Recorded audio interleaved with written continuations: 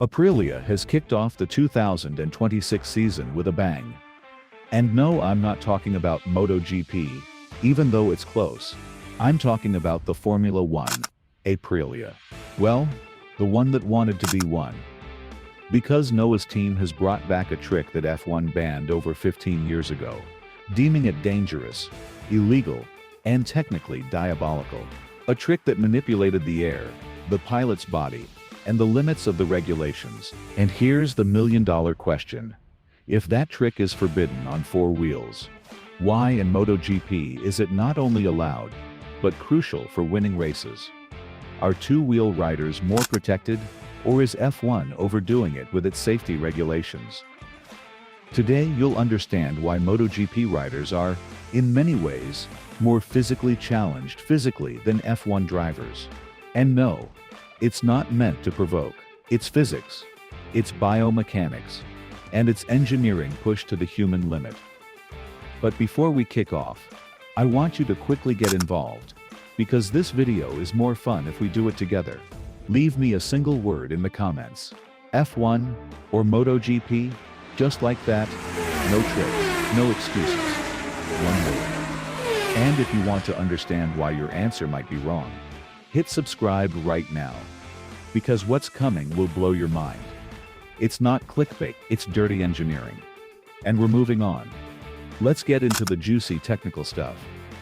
In 2010, Formula One experienced one of its most creative and murky eras, the F-Duct era. McLaren invented it. Basically, the driver would cover a hole in the cockpit with their knee or elbow, which diverted airflow to the rear wing. That eliminated drag on straights.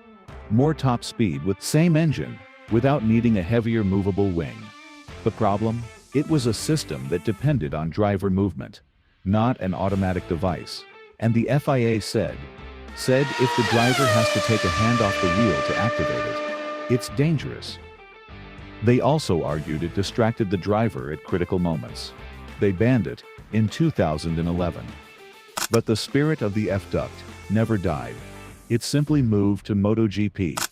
What Aprilia has brought to its 2026 bike isn't exactly an F-Duct, but it's its first cousin.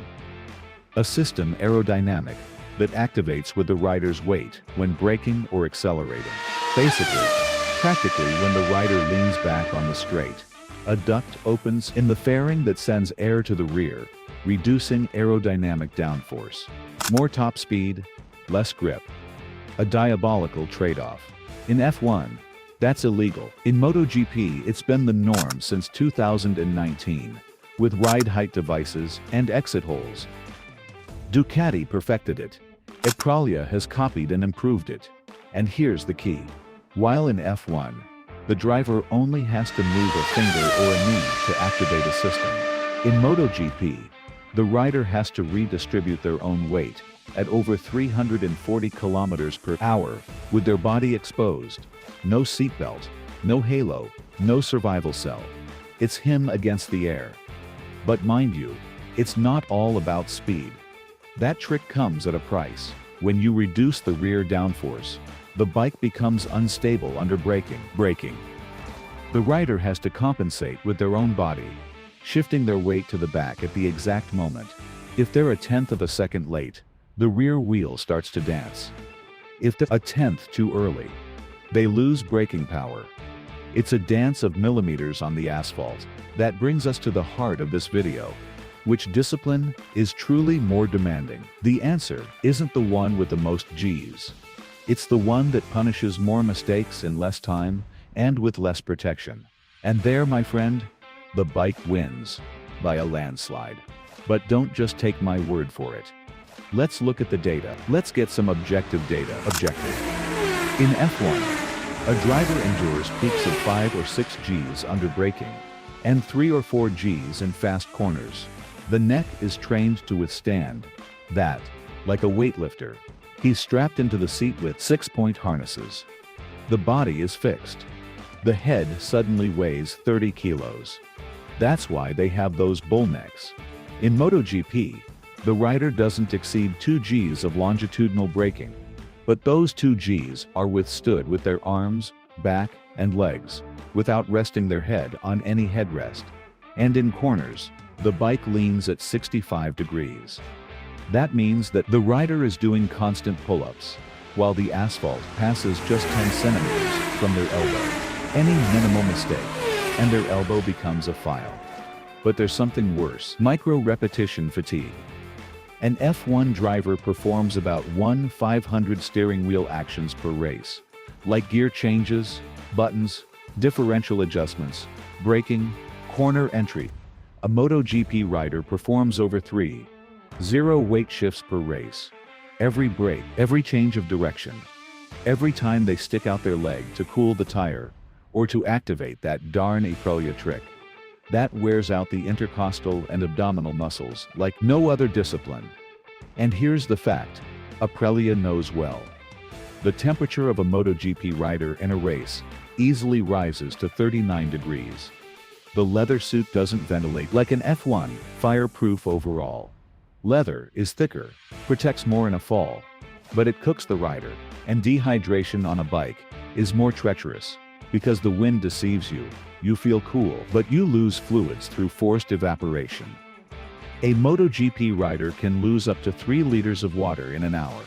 In F1, with the drinking system and air conditioning in the helmet, they lose less.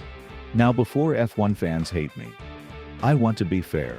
F1 demands pinpoint precision for 2 hours. A half-meter error on the racing line, and you lose tenths. An error in MotoGP, and you fracture your scaphoid, radius, or collarbone. But we're not talking about danger. We're talking about sustained physical demand. Who suffers more for longer? And right here, I want another quick but thoughtful comment. Write me just one word: neck or arms. Just like that. No cheating. So we can see what you think hurts more after 40 laps. The neck that withstands 5G in F1, or the arms holding a 160-kilo bike while leaning 60 degrees.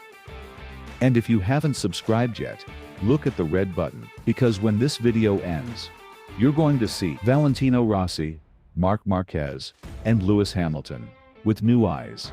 Click it, and let's continue, because the best part is still to come. So what's more demanding? Kinlet. Let's break it down, because the answer isn't binary. F1. The demand is mental and cardiovascular. Maintaining concentration with 3 lateral Gs for 90 minutes is brutal. The average heart rate of an F1 driver is between 160 and 180 beats per minute. Throughout the race, drivers lose up to 4 kilos per race just in sweat. The neck is a beast, trained like a bodybuilder, and reflexes have to be 200 milliseconds. Plus, they have to manage 20 buttons on the steering wheel, change engine modes, adjust brake balance, all while going 300 kilometers per hour. In MotoGP, the demand is neuromuscular and thermal. The rider doesn't just drive, they're also part of the suspension. When Aprilia activates its forbidden trick, the rider has to reposition their torso in 0.3 seconds, while the rear wheel slides and the front end dances. If they don't do it right, the system doesn't work, or the bike does an X-side. And an X-side is the worst crash there is. The bike throws you through the air like a catapult. But there's one factor nobody mentions: the tolerance for error. In F1, if you make a mistake in a corner, you lose 3/10. You go off into the runoff area of asphalt, turn around, and keep going. In MotoGP, if you make a mistake in the same corner, you hit the ground, and getting back up, running to the bike, rejoining and continuing, that's pure effort. Look at Petko Vagnaya's face after a crash. It's not just pain, it's technical and physical humiliation at the same time. And Aprilia's trick? They know that system they copied from F1 gives them 6 km/h more on the straight. In a sport where differences are in milliseconds, 6 km/h is an eternity. But the price is that the rider has to work twice as hard braking to stabilize the bike. Because the air that used to provide aerodynamic downforce is now used for speed. And without downforce, the bike floats, it shakes, the handlebars vibrate, The rider's arms are the only shock absorber. That's what F1 banned. A rider acting as an aerodynamic actuator. Too much risk for a sport that has become very safe. In MotoGP, that risk is called Sunday. And the drivers accept it because without that trick, they can't win. So after all this, what's the most demanding discipline? My answer might surprise you. It depends on the metric. If we're talking about maximum strength and heat resistance, MotoGP wins. If we're talking about precision under G-load, Sustained and mental management, F1 wins. But if we're talking about overall demand, the one that combines risk, physicality, strategy, error adaptation, and body control, there's a technical tie with an advantage for the one riding on two wheels. Why? Because in MotoGP, you don't have a team radio. You don't have an engineer telling you mode 7. Turn 3. Activate the trick now. The rider decides in milliseconds, with their body, while Aprilia asks them to get 6 km/h from a duct that F1 banned for being unsafe. There's no undo button. There's no tire wall that always saves you. That's simple. And now, the final call to action. This is the most important one. I want you to take 5 seconds and write me in the comments the word respect. Just that, respect. Whether you're an F1 fan or A MotoGP fan. Because what these guys do, on 4 wheels or 2, with forbidden tricks, or allowed, with their body exposed, or with a titanium halo, is simply superhuman. And if you made it this far, you know what to do. Subscribe, hit the bell, and share this video with that friend who thinks F1 is tougher than motorcycles. Because after today, he might still think the same. But at least he'll have arguments to discuss at the bar. I'm signing off. Hit the button, show your respect, subscribe if you haven't already, and I'll see you at the next corner. And Aprilia, if you're watching this, thank you for reminding us why they banned good things, and thank you for making MotoGP riders unintentionally the most complete athletes in the world of motorsports.